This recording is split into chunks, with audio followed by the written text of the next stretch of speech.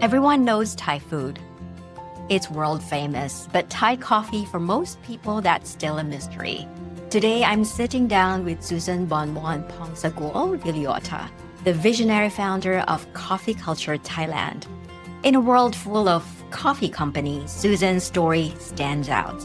She turned a time of crisis into a launchpad, leveraging her unique Thai-Finnish background to shine a light on the extraordinary coffee beans grown in Thailand's remote mountains.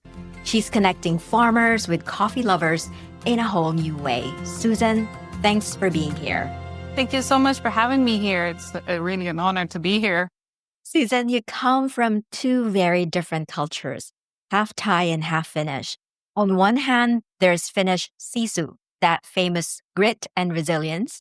On the other, Thai sanuk, the joyful and fun-loving spirit. So how does these two powerful philosophies inspire and shape your vision for the future of Thai coffee culture?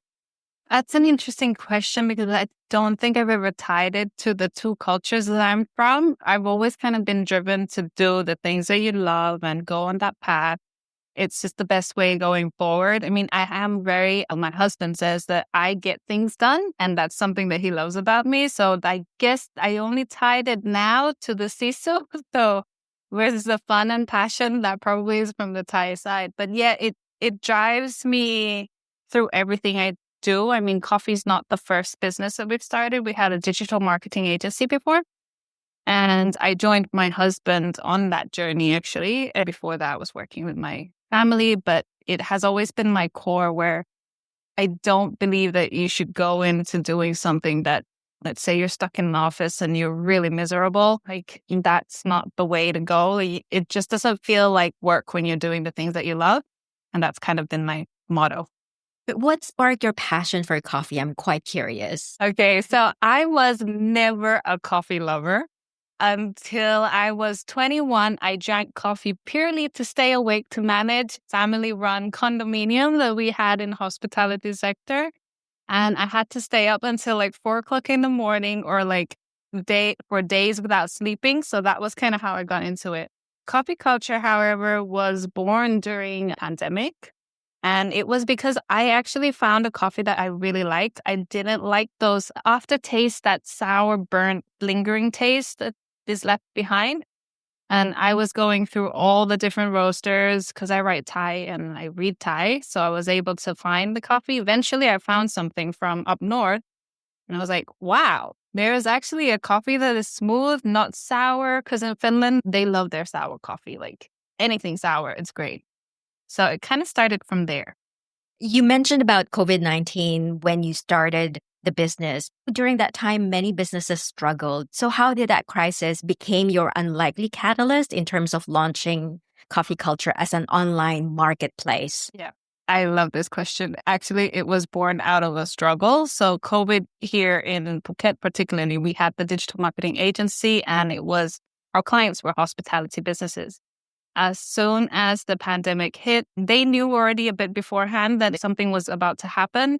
So we started losing clients after clients, big contracts, and eventually we lost 90% of our customers, no income, stuck in the middle of a lockdown. And I thought, how are people going to get coffee? Like for me, for example, I knew where to look. I could write Thai and read Thai. But then I thought if there was anybody out there. So we had nothing to do. My husband said, hey, look, you know what? Let's just try it out. See if there's a demand for it. If there's a need for it. He shot the video. He actually pushed me to do the video. I was not a camera person. So it was in our garden. He took his phone. I basically stood there and he started asking questions. So we ran through this script and we just kind of pitched the idea. Obviously, we had a marketing background. So I did a one-pager website and I didn't want to launch it because it wasn't perfect. My husband said, you know what? Just put it up. Let's send it to our friends and colleagues, see what happens. We ended up raising 60,000 baht on the sales of just coffee with no product. We had no product. It was just based off of like my favorite coffee. And that kind of started the whole thing because we found out there was a need for it. And they were mostly expats here as well. That's a very interesting story. You speak Thai fluently, which actually gives you access to most places most expats never see. Mhm. So when you started exploring the coffee scene, meeting local farmers and roasters to bring into your platform, what was the most surprising truth you learned from these local artisans that redefine your understanding of what Thai coffee could be? So Thai coffee still today, and I'm no different. I thought it was just all Robusta coffee, super strong, dark, that kind of coffee that kicks you to wake up. I thought that was what Thai coffee was until I found out that there was more varieties. There's plenty out there, and different regions have different tastes. Different roasters have different techniques. And so they bring out a different flavor that they like. So they run it based on their passion, right? So one roaster would have smooth coffee, the other one would have fruity profiles, all the varieties that they offer. And that showed me that there's more to Thai coffee than we know. And it's not well spoken for out there, like marketed, because the farmers, they don't know how to do marketing, honestly, to reach the foreigners or worldwide. They can sell to the domestics because that's their native language, right? And so they were lacking the marketing side. And I thought this is something that we can actually do and help because that's my background. Coffee culture connects farmers, roasters, and consumers. So each of these people would have different needs. What was the hardest part for you in terms of keeping this ecosystem balanced? Because you're a connector, you're a bridge of all these three different audiences. So how do you ensure fair support for small producers like farmers, roasters who lack these marketing resources that you can actually provide in terms of putting it out there, connecting them with consumers so that they can buy it from your online platform? Okay, right. So coffee culture was inspired by, there's another company called Crema Co. And we love the model. So we've kind of readjusted it for Thai. We started out with the mission of just being like another, let's say, a small scale Amazon for Thai coffee, right? So we listed all these different roasters, their products directly as their brand. And we went through quite a lot of trouble because we got customers asking, where's my coffee? Is it delivered? So then we sent to the roasters, is it delivered? And they take a day sometimes to reply or no response. And you're just stuck in the middle, like, okay, what's happening to the product? That was the biggest issue and challenge that we had because we were not able to figure out where the coffee was, if it was sent. Customers obviously want to know where their products are. And so we ended up having to shift the entire concept to bring the coffee under our brand. So basically the roasters and the farmers, they would send to us. One thing that was key for me was during, I think it was 2022, one particular type of coffee, it's called peaberry, which is from this famous area, Doi Chang in Chiang Mai. And our roaster was saying that they can't get the green beans because their friend, who is a farmer, had pre-sold 2 years worth of coffee to a big company. They didn't say who, but they basically locked out a really low price per kilo for 2 years and their friends were suffering. And I thought, okay, this is not right. Like, I get it. You have to do your cost control and so on. But for 2 years and taking advantage during the pandemic where the prices are the lowest was not right. So we basically told our farmers and roasters, look, you guys set the price and we'll work with that. But it's not something that we control. We want you to set it. We want you to be happy. I mean, everyone needs money to put food on the table and survive the world in general. So that was a key for us. I can imagine, Susan, that running a platform can be challenging. As you said, you also have to control the quality across many different farmers. So how do you maintain quality standards across multiple suppliers? And what's your system in terms of ensuring consistent customer experience? So before we onboarded the roasters that we chose and farmers for our brand, we actually went through our entire process of like actually going through the orders several times to see the consistency, because this is one of the problems, right? Like you would order one time, next time the taste would be different. We're not a specialty coffee, so I don't have that background. I don't think I want to get into it because it is very peculiar. But after a time of like tasting, testing, and doing, I guess it would be like ghost shopper, to see if they can maintain their consistency, because a person can always say, yeah, we can definitely maintain the taste, but when it actually comes to the action, it doesn't work. So we've noticed only a few handful of roasters and farmers are able to do it, and we've kind of just worked with those. We do have a team here on our end that checks the beans as well, just to make sure everything is okay. And we're constantly checking with our customers, like just to make sure everything is fine. We have a long standing relationship with the customers as well. Like some of them are from the pandemic, which is amazing. Let's talk about taste. I've also ordered from Coffee Culture. So Coffee Culture is known for smooth, balanced coffee that lets flavor shine without that bitterness.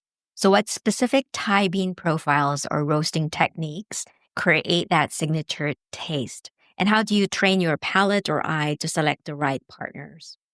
Right. So the coffee that we're known for was never intentional. It was just my personal preference. I like smooth coffee, and it was hard for me to find it out there.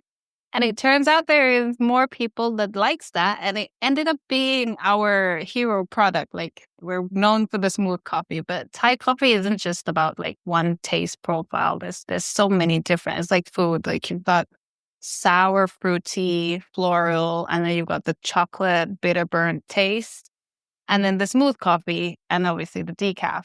I know people have different preferences. Myself, I love smooth, balanced coffee without the bitterness. Earlier, you mentioned, Susan, that you basically took a very informal video when you first launched. And I saw that you actually launched with an unconventional playbook, like a crowdfunding video, accepting crypto payments, collaborating with local artists for merchandise. It was clearly a marketing first approach designed to generate that buzz. So looking back at all those unconventional bets, I would say, which one delivered the biggest return? Well, I wouldn't say it's one or the other, but I cannot lie that if we didn't do the crowdfunding, my husband didn't push me to do that video, we would not be standing here today. Everything else in between does take a part in the role that it plays. Like accepting crypto, it's not your usual tactic, but we don't want to be that brand that is scared to try something new, and something that we've kind of figured out, both me and my husband. It's kind of like good and also a weakness in that sense. So we've noticed that we pick up on trends a year or two way too early, but we never were shy to try it out. For example, the collaborations with artists, that was mainly to create an awareness for the artists. So one of the local artists we work with, it was an expat here in Phuket, actually, Ferenc. And we wanted to just help bring that awareness so that he would also sell his paintings and so on. So help them grow their business. Unfortunately, it didn't take off that well, but he is doing well, which is great. So we don't want to be just, our brand. We want to support other entrepreneurs to start up their own with the coffee business. Or if there's somebody out there that needs help, if we can do something to help, we would do it. And the same goes with positive impact as well. I love that, Susan, experimenting, helping others, and innovating your approach. One of the innovations that you've done is you've created custom coffee setups with machines, local roast, and branded drip bags for real estate offices and open houses. So what inspired this pivot to enhance client experiences and boost closing rates? So we started out with general white labeling solutions for businesses. We have a lot of experts from around the world that are looking to start up their own coffee business. And so we provided the white labeling solution. And that was kind of the natural course. We're not married to our brand that everything has to be our brand. Like, we want it to grow, and to grow, we have to grow together. The real estate sector came with a marketing twist because my digital marketing background was that each business needs a tool to close their sales, whichever sector they may be. And there are little details that people tend to overlook, like the experience that people get or the things that you leave them or give them that they walk away with, that they will remember because it's such a small gesture. And coffee is kind of something that not everybody drinks, but a lot of people drinks. So it's items that you need daily. So we said, okay, you could just give this little gifts, brand it with your developments or whichever company you are, and hand it out to your clients. They take away a piece of your brand with them. They drink the coffee. Usually the coffee is paired with whatever the owner's preference is. And they'll like the coffee and they'll remember your brand. So that was a marketing angle for them to increase their brand awareness and make people remember their brand. That also gives a personal touch. Yes, exactly. Something that people can use and actually will remember. And Susan, you're also focused on raising the standards of Thai coffee, not just domestically, but internationally. How does your coffee tasting kit actually change the way people buy coffee, moving them from passive consumption to active discovery? I did that product because I hated going to the shops and buying these. Usually they were 500 grams back in the day, bags, and you don't know whether you're going to like the coffee or not. And then you bought it, you paid the price, you drink through the entire bag eventually. And I thought, you know what, it'd be great to just be able to taste a little bit. So I thought, okay, look, it's not rocket science to make little tiny bags of 50 grams. We already have the coffee. Let people discover the coffee, because the thing is, the same misconception that I had was that Thai coffee was pure, dark, bitter coffee. And it isn't. There's so much out there that you just need to know where to look, or you need to taste them. It's like food. Like you would go to one restaurant, maybe you like the food, maybe you don't, but then you try another and you like that place, or your friend recommends you a place that, hey, this restaurant's great. And then you go there, it's like, I don't see what they're talking about. Because we all have different preferences. And the tasting kit was meant to be a tool for them to dare to try something different, not get tied to a big bag, discover different flavors, and see what the coffee really is about. Because each roaster have their story, they have their techniques, they have their preference, so they put their passion into it. And the best way to really discover these coffees is just try them out with small bag. I love it, the coffee sampler, because it allows you to try other different flavors without that risk of being saddled with a big bag that you have to finish that you don't quite love. Yeah. Now, let's talk about scale, Susan. You have an ambitious vision of a coffee supermarket with taps dispensing beans from roasters across Thailand and eventually replicating this model across Southeast Asia. In your mind, what is the most critical infrastructure change or partnership that needs to happen for this Southeast Asia vision to become a reality? Well, so we kind of tackled the business model in an untraditional way, which is a reverse engineer. Instead of starting with a brick-and-mortar shop front, we started with an online. And to this day, we still don't have a physical store. We get a lot of people asking. But honestly, the costs that are involved to getting that done, it is cash intensive. And we'd rather build the brand to be worldwide recognized as the place to buy Thai coffee. We're happy that, from where we started, when people didn't really know Thai coffee, now it actually is considered as an exotic Thai coffee. I'm not saying that coffee culture did it, but it's great to see how this has shifted, and not just within Thailand, but worldwide recognition. And for that dream to happen, we've looked into it for the last 2 years, and I think it's more of a struggle of cash injection. We're actually rounding up for investment, but it's growing in the right way so that we're not with a huge burn rate that, the brick and mortar shops have. We might actually have a different concept rather than a shop front itself, more of a way to tackle, let's say, within Thailand for the tourism outbound when they leave. I won't say what it is, but that might actually be more of a small scale idea that could be carried out. I love the dream that I have of having a shop where people would be able to come and do a workshop, learn about Thai coffee, go on farm tours and things like that. And then having the dispenser, it's just so pretty to see, and having them to be able to taste different coffee at that area. But it's very sensitive to location. If that vision happens, I would love to come and see that. Yeah. You have it in taps, you just bring your own packaging. That would be great. The sustainability.